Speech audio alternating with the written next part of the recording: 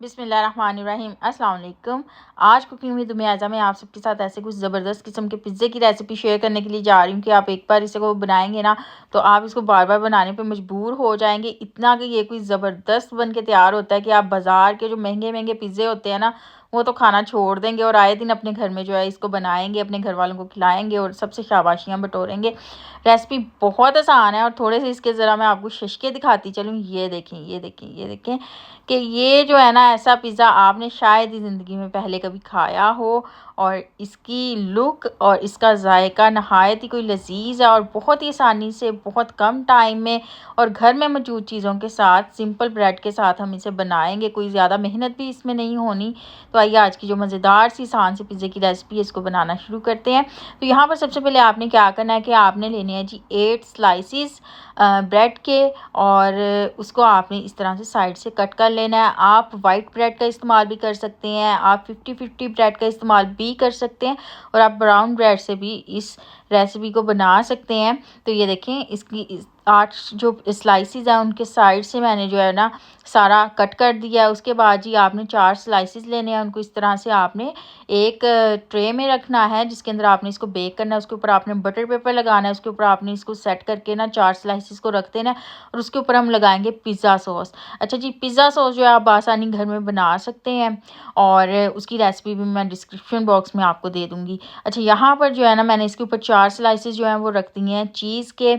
आप इसके ऊपर जो है वो सिंपल मोज़रेला चीज़ या चेडर चीज़ जो होती है वो भी यूज़ कर सकते हैं, ऑरिगेनो और साथ ही में मैंने इसके ऊपर जी ऐड कर दिया है चिली फ्लेक्स और ये आप अपने टेस्ट के अकॉर्डिंग कम या ज़्यादा डाल सकते हैं। और उसके बाद जी हम इसके ऊपर अगेन जो है वो ब्रेड के 4 स्लाइसेस जो हैं वो सेट करके रख देंगे। बड़ा ही अच्छा सा इसका साइज़ होता है, मतलब कि बासानी जो है ना ये 3 से 4 लोग आसानी से पेट भर के जो है वो खा सकते हैं और बहुत ही मज़े का होता है।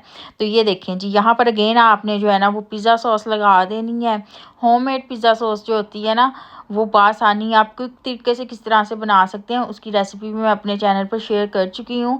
उसका लिंक भी मैं आपको जो है वो डिस्क्रिप्शन बॉक्स में दे दूँगी, वो भी आप ले सकते हैं। क्विक तरीका भी और पका के आप किस तरह से बनाते हैं, दोनों तरीक़ों से आप बना सकते हैं घर में पिज़्ज़ा सॉस भी। और अगर आपके पास पिज़्ज़ा सॉस नहीं है ना तो आप यहाँ पर इसके ऊपर टोमेटो केचप भी लगा सकते हैं।